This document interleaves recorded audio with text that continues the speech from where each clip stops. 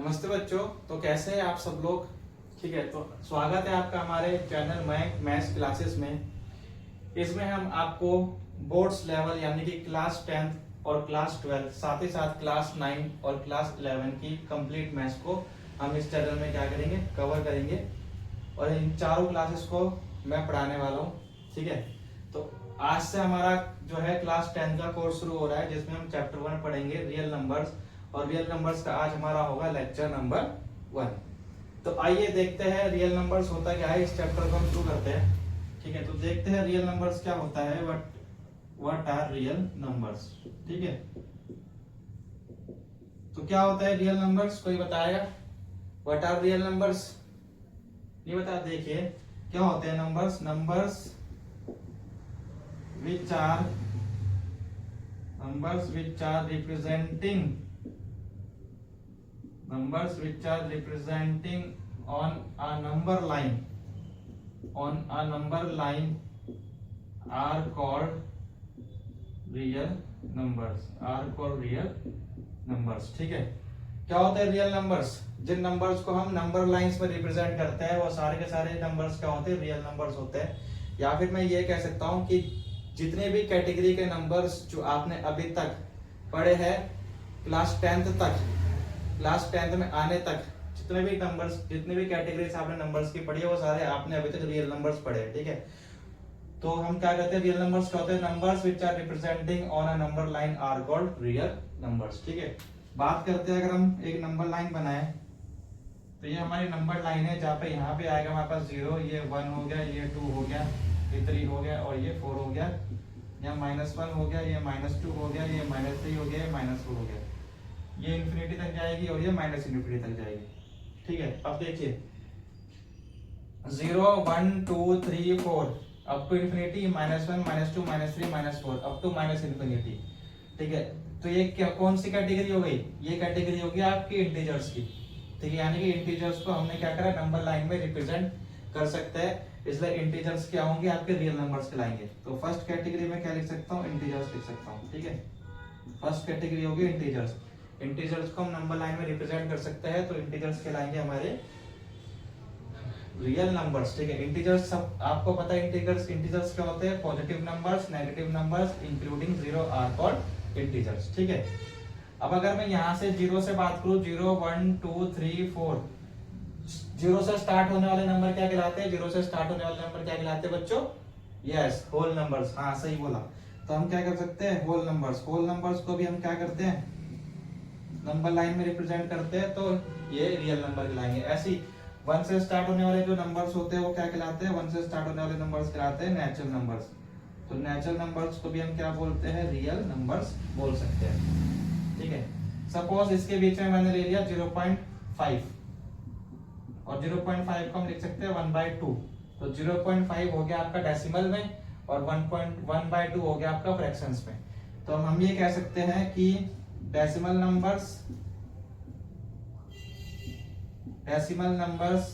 And fractional numbers, इनको हम क्या बोल सकते हैं, रियल नंबर्स की कैटेगरी में हम इनको लिख सकते हैं। ठीक है, बेसिकली रियल नंबर जो है बहुत बड़ी कैटेगरी है। ठीक है, अभी फिलहाल आप इसको नोट कीजिए, इसके बाद हम आगे देखते हैं कि रियल नंबर्स को हम और किन तरीकों से समझ सकते हैं। आप फिलहाल इन्हें नोट कीजिए।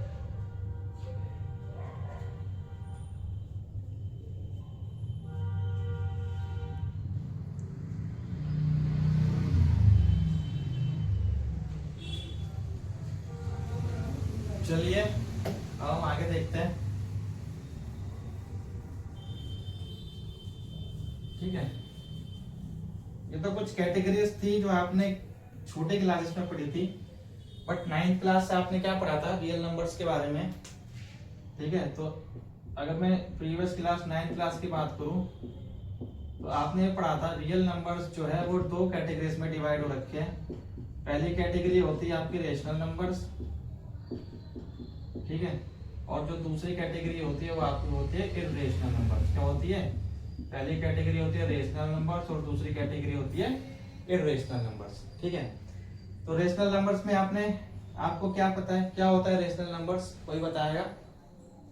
देखिए क्या होते हैं, जिन नंबर्स को हम p बाई क्यू की फॉर्म में एक्सप्रेस कर सकते हैं, जहाँ पे q जो होगा वो नॉट इक्वल टू 0 होता है, ऐसे नंबर्स को हम क्या बोलते हैं, ऐसे नंबर्स को हम बोलते हैं रेशनल नंबर्स। एग्जाम्पल 3/7, 4/9, ठीक है, माइनस का 2/3, 0। जीरो एक रेशनल नंबर है क्योंकि हम इसके नीचे डिनोमिनेटर में क्या लगा सकते हैं, 1 लगा सकते हैं। ऐसे ही -2 एक रेशनल नंबर है क्योंकि इसके डिनोमिनेटर में हम क्या लगा सकते हैं, 1 लगा सकते हैं, एक्सेट्रा। ठीक है, तो ऐसे नंबर्स को हम क्या बोलते हैं, हम बोलते हैं रेशनल नंबर्स। अब बात करें रेशनल नंबर, तो रेशनल नंबर बोलते हैं हमारे पास √2, हमारे पास √3, हमारे पास √5, √7, √11 एक्सेट्रा। ठीक है, यानी कि ऐसे नंबर जिनका रूट्स जो होता है, ठीक है, वो कैसा है, जिनका रूट जो होता है वो non repeating, non terminating and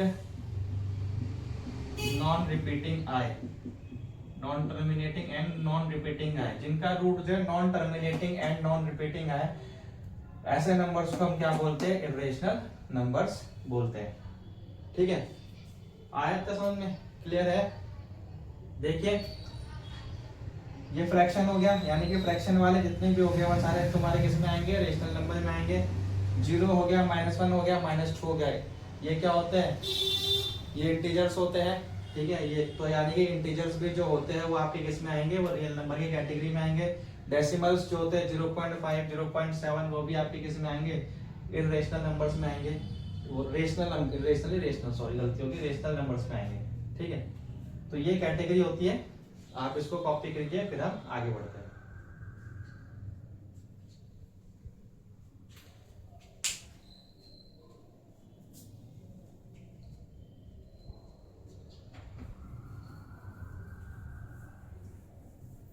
ठीक है, तो चलिए अब हम आगे बढ़ते हैं। अब हम शुरू करते हैं, जो टॉपिक है हमारे पास फंडामेंटल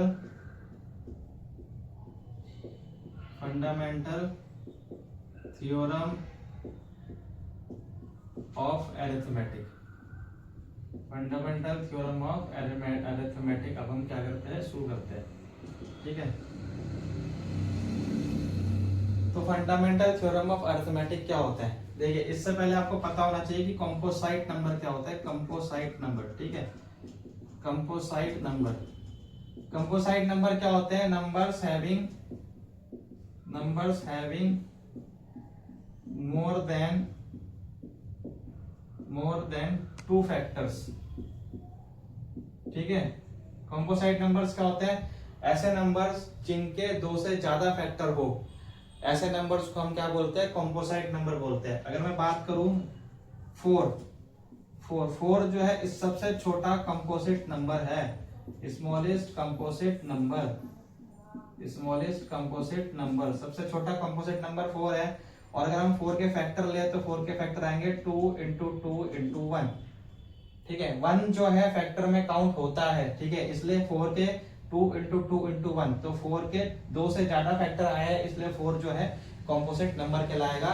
और 4 जो है सबसे छोटा कंपोजिट नंबर होता है। ठीक है, अब आपके दिमाग में सवाल आएगा कि 2 क्यों नहीं होता है और 3 क्यों नहीं होता है, तो ये भी देख लेते हैं। 2 के फैक्टर होता है 2 इंटू 1 और 3 के फैक्टर होता है 3 इंटू 1। तो 2 और 3 के जब मैंने फैक्टर निकाले तो मैंने देखा कि 2 के भी केवल 2 फैक्टर आ रहे हैं और 3 के भी केवल 2 फैक्टर आ रहे हैं। जबकि कंपोजिट नंबर क्या होता है, जिसके 2 से ज्यादा फैक्टर होता है, इसलिए 2 और 3 कंपोजिट नंबर इसलिए नहीं है क्योंकि इसके 2 से ज्यादा फैक्टर नहीं है, इसलिए 4 जो होगा वो सबसे छोटा कंपोजिट नंबर होगा। ठीक है, ऐसे अगर मैं 12 ले लूं तो 12 को लिखेंगे 2 इंटू 2 इंटू 3, तो 2 इंटू 2 इंटू 3, तो ये भी क्या हुआ, 12 भी एक तरह का कंपोजिट नंबर है क्योंकि इसके 2 से ज्यादा फैक्टर आ रहे हैं। ठीक है, तो उम्मीद है कि आपको कंपोजिट नंबर क्या होता है अच्छे से समझ आ गया होगा। अब अगर आपको कंपोजिट नंबर अगर अच्छे से समझ आ गया है तो इसका मतलब आपको फंडामेंटल थ्योरम ऑफ अरिथमेटिक भी अच्छे से समझ आ जाएगी जब मैं इसको समझाऊंगा। ठीक है, तो आप इतना कॉपी कीजिए, फिर हम आगे बढ़ते हैं।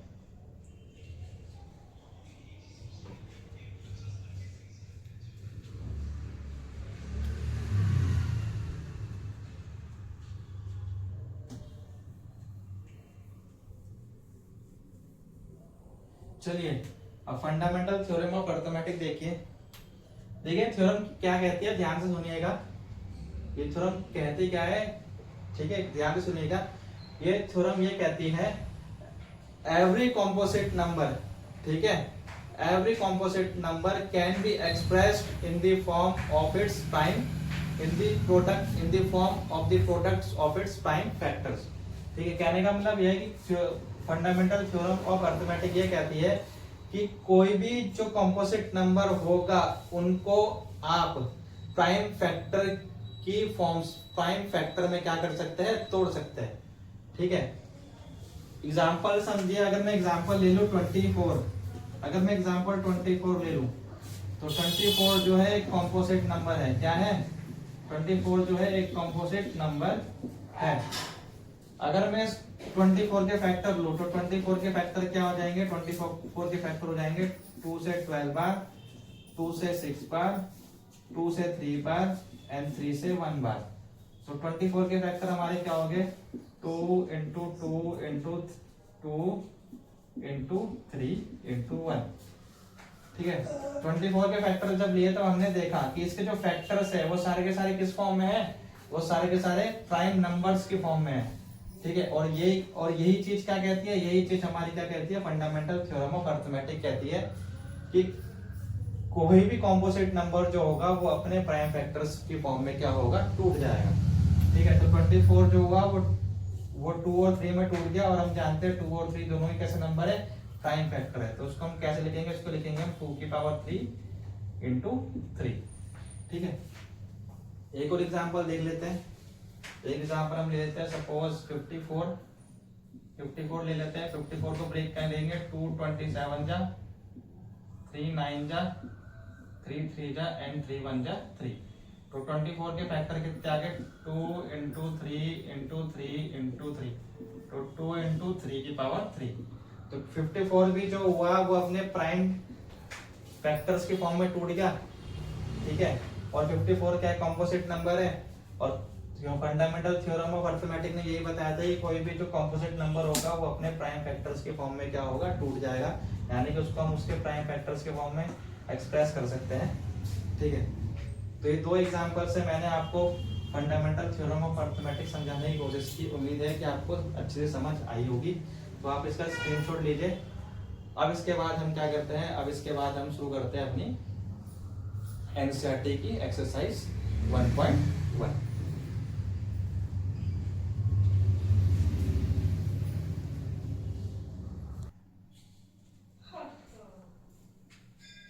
चलिए, तो अब हम एक्सरसाइज 1.1 स्टार्ट करते हैं। तो उम्मीद है आपको जो इंट्रोडक्शन है वो अच्छे से समझ आया होगा, रियल नंबर्स क्या होता है। उसके बाद मैंने आपको फंडामेंटल थ्योरम ऑफ अर्थमेटिक बताया। ठीक है, तो एक्सरसाइज 1.1 स्टार्ट करते हैं। एक्सरसाइज 1.1 क्या है, express each numbers as a product of its prime factors. हर एक नंबर को हमें क्या करना है, उसके प्राइम फैक्टर्स के प्रोडक्ट में क्या करना है, एक्सप्रेस करना है। तो आपको इसमें कुछ नहीं करना, आपको हर एक नंबर के फैक्टर लेते चले जाने हैं। ठीक है, तो सबसे पहले हमारे पास 140 है, तो लीजिए 140 के क्या फैक्टर्स होंगे, करिए एक बार आप लोग 140 के फैक्टर्स। ठीक है, चलिए देखते हैं। 2 से जाएगा 2 7 जा 14, 0, 2 से जाएगा 2 35, 5 से जाएगा 5 7 35, फिर 7 से जाएगा 7 1 जा 7। ठीक है, तो इसका मतलब 140 को हम कैसे एक्सप्रेस कर सकते हैं, 2 इंटू 2 इंटू 5 इंटू 7। तो इसका आंसर आ गया 2 की पावर 2 इंटू 5 इंटू 7। ठीक है, तो हमने क्या करा, 140 को उसके प्राइम फैक्टर्स में तोड़ दिया। तो प्राइम फैक्टर्स क्या क्या है उसके, 2 की पावर 2 5 इंटू 7। ठीक है, इस तरह से आप बाकी के क्वेश्चंस ट्राई कर सकते हैं। ठीक है, तो ये वाला पार्ट आप होमवर्क से ट्राई कीजिएगा 156। ठीक है, हम ये वाला पार्ट करते हैं, थर्ड वाला पार्ट ट्राई करते हैं एक बार। थर्ड वाला पार्ट क्या है, 3 8 2 और 5। ठीक है, देखिए किससे जाएगा बताइए। देखिए 2 से तो जाएगा नहीं, क्योंकि इसकी यूनिट डिजिट है वो 5 है, तो 2 से जाएगा ही नहीं। 3 से चेक कर लेते हैं जाएगा कि नहीं जाएगा। 3 से चेक करने का क्या डिविजिबिलिटी रूल होता है, अगर इसमें जितने भी डिजिट्स है उसका सम अगर 3 से जाएगा यानी कि वो नंबर 3 से जाएगा। तो अगर मैं इसका सम करूं 3 + 8 + 2 + 5, 3 + 8 11 + 7 कितना आ गया 18। और 18 क्या होता है 3 के टेबल से जाता है। तो इसका मतलब ये जो नंबर है 3825 ये 3 के टेबल से जाएगा। ठीक है, तो 3 से कैंसिल आउट करते हैं, 3 × 1 = 3, 8 है तो 3 × 2 = 6, 2 बचा, 3 × 7 = 21, 3 × 5 = 15। ये दोबारा 3 से जाएगा, 3 × 4 = 12, 3 × 2 = 6, 3 × 5 = 15। ठीक है, अब ये 3 से जाएगा, एक बार ये हो गया 7, ये हो गया 6, 6 और 5 कितना हो गया 11, 11 3 से नहीं जाता तो 4 से जाएगा नहीं, तो अब इसको 5 से ट्राई करेंगे क्योंकि ये डिजिट 5 है। तो 5 × 8 = 40, 5 × 5 = 25। ठीक है, फिर दोबारा 5 से ट्राई करेंगे, 5 × 1 = 5, 5 × 7 = 35। अब ये चला जाएगा 17 × 1 = 17। तो इसका मतलब 3, 8, 2, 5 के जो प्राइम फैक्टर्स है वो क्या आ गए 3 × 3, 3 × 3, 5 × 5 × 17। तो इसको कैसे लिखेंगे 3 की पावर 2, 5 की पावर 2 × 17। तो ये हो गया इसका आंसर। ठीक है, आप इसको स्क्रीनशॉट लीजिए, फिर आगे बढ़ते हैं।